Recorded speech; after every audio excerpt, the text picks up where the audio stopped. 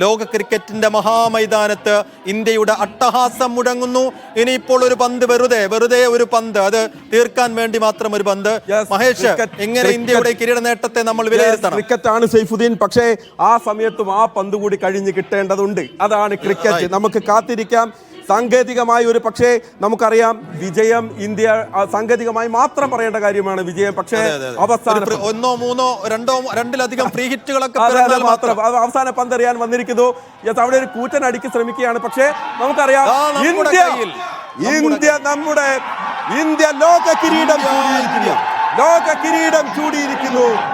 ഇന്ത്യയുടെ നാഡീമിടിപ്പുകൾ നിലച്ചിരിക്കുന്ന നിമിഷം 1983 കപിൽ ദേവ് കപ്പ് ഉയർത്തിയതിനു ശേഷം 2007 MS ധോണിയുടെ സ്വർണ്ണ തലമുടിക്കുമേൽ കിരീടം ഉയർത്തിയതിനു ശേഷം 2011 സച്ചിൻ ടെണ്ടുൽക്കർക്ക് കിരീടം സമർപ്പിച്ചതിനു ശേഷം ഇതാ നമ്മുടെ ഈ ടീം ഇന്ത്യ ഇപ്പോൾ കിരീടം നേടി. 40 കോടിയിലധികം കിനാക്കൾ വീണ്ടും പൂത്തു തളിർത്തിരിക്കുന്നു. മഹേഷ്, 17 വർഷങ്ങൾക്ക് ശേഷം വീണ്ടും നമ്മുടെ സ്വപ്നം പൂവണിയുന്നു.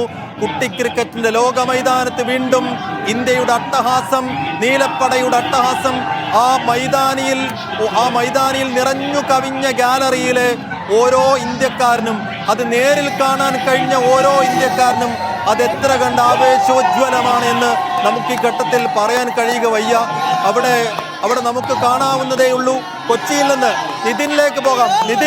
നിതിൻ കേൾക്കാമെങ്കിൽ വലിയ ആവേശം അവിടെ ആരാധകരിൽ നമുക്ക് കാണാവുന്നതേ ഉള്ളൂ. അവർക്കിപ്പോ അവരുടെ വികാരം എന്താണെന്ന് നമുക്ക് വർണ്ണിക്കാൻ പോലും കഴിയില്ല. ആ നിലയ്ക്ക് എന്താണ് അവിടെ കാണുന്നത് നിതിൻ?